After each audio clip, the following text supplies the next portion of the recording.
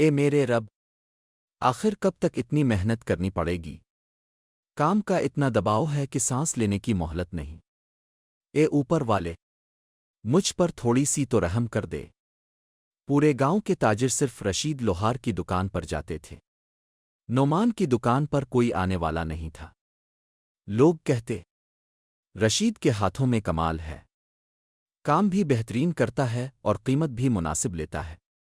نعمان دل ہی دل میں سوچتا، جب سارے کام وہی کرے گا تو میرے پاس کون آئے گا؟ وہ کبھی کسی شاگرد کو کام سکھانے بھی نہ گیا تھا، نہ کسی سے مدد لی۔ ایک دن ایک گاہک آیا۔ گاہک، بھائی مجھے ایک مضبوط لوہے کی گرفت پکڑ بنوا دو۔ نعمان، جی ٹھیک ہے، پرسوں آ کر لے جائیے، تھوڑا ایڈوانس دے دیجیے۔ گاہک چلا گیا۔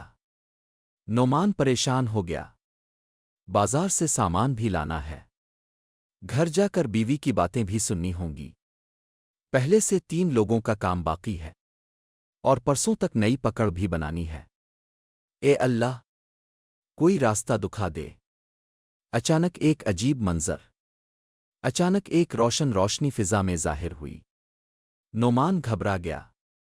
آواز آئی، ڈرنے کی ضرورت نہیں، میں خواہش دیوی ہوں، تمہاری سچائی اور محنت دیکھ کر آئی ہوں، کہو کیا چاہتے ہو؟ نعمان، دیوی ماں، مجھے ایسی طاقت دے دو کہ جتنا بھی کام آئے میں آسانی سے کر سکوں۔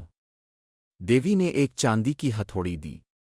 دیوی، جس دھات پر اس ہتھوڑی سے ایک وار کر کے چیز کا نام لوگے، وہ چیز خود بخود بن جائے گی، لیکن یاد رکھنا، اس کا راز کسی کو مت بتانا۔ معجزہ۔ نعمان نے لوہے کا ٹکڑا رکھا، لوہے کی پکڑ، لمحے میں مضبوط پکڑ تیار۔ نعمان خوشی سے رو پڑا۔ دیوی ماں، شکر ہے شکر ہے۔ گاؤں میں چرچا۔ گاہک آیا، اتنی جلدی بن گئی، تم تو جادوگر ہو۔